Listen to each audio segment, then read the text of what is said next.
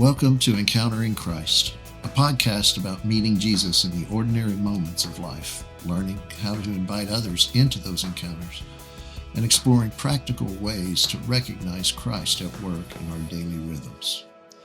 Our prayer is that this time helps you see and share Christ more clearly. And last time we started talking about the incommunicable traits of God, and we began by looking at the name or names of God. And those names, when combined, communicate a lot about the nature of God, the fullness of who He is. The material that communicates who God is through His names is vast. Of course, all of God's names are also communicated in one name, as God revealed Himself to Moses with the name, I am. Those two words, I am, are incredible. I am doesn't have a beginning or an end, and it encompasses all that is. It is a statement of being as much as a statement of doing. It is a statement of eternity as well as a statement of vastness. It is perfect and beyond you and me. Now today we'll delve into another of God's incommunicable traits, that being independence. To say that God is independent is to say God does not need us or the rest of creation for anything, yet we and the rest of creation can glorify Him and bring Him joy. Now, part of this trait of God speaks to where He comes from. One of the things we have come to understand as humans is that everything in creation has a cause that gives it a beginning. Things don't just appear out of nothing. They are the result of a cause. This is one of the major weaknesses of the evolution idea. It is self-evident that everything that we can see has to have had a source that brought about its beginning. And you may even argue that everything we don't see also has a source for its beginning. But for now, let's just begin with what is seen. For many, we understand that the cause of that which is seen comes from something outside of natural law, outside of the physical, and that something is God. God is not only the source of all that is seen, God is independent from that which is visible or made. God doesn't need anything from anyone or from anywhere. He is independent of it all. If everything in the physical world, including the universe or cosmos, were to cease to exist, God would still exist. He is independent of all existence, including matter and space.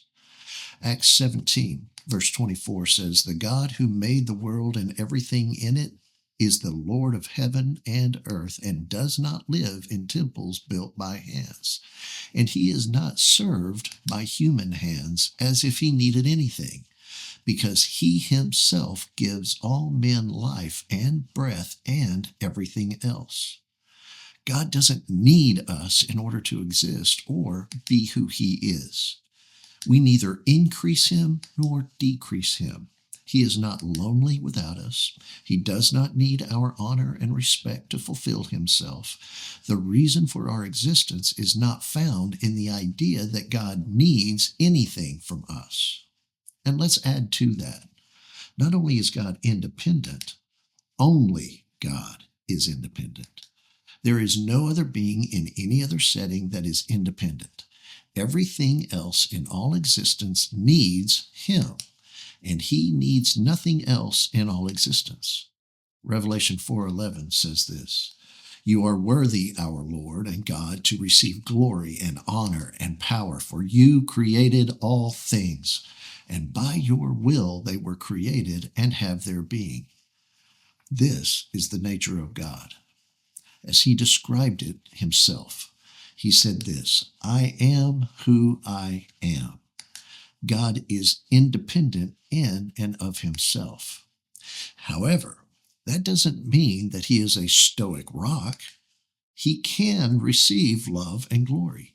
It does not increase Him, but He can receive our love and worship. His independence does not preclude the fact that he can relate with us. For us to bring him honor and glory doesn't puff him up as it can for us. God isn't like us. The admiration of others does not inflate his ego or pride in himself. In other words, our admiration does not change him or increase him. We live in a world that is enamored with how I feel about myself.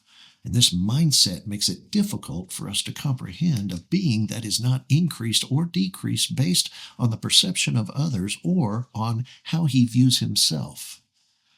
And that's hard for us to understand. Why? Because we are not independent as he is. And that is the point. And it's hard for us to understand who God is exactly because he is different from us. And so no matter how much we claim it, we are not independent. We humans are reliant. We are reliant on God to live and move and have our being. He provides the very air that we breathe. We are, in varying degrees, reliant on circumstances and relationships in order to find joy. We are not truly independent. We are not self-sustaining, nor fully fulfilled in every way. So what does this mean for us? We must come to understand that reliance on God is not a weakness. It is the manner in which we are created. You see, we aren't God. We aren't independent no matter how much we claim it. We need. And above all else, we need God. God is not an admittance of weakness. He is our source of strength. And why? Because only God is independent. So turn to God, rely on God, trust God, worship God. For God and God alone is independent. He is the great I am.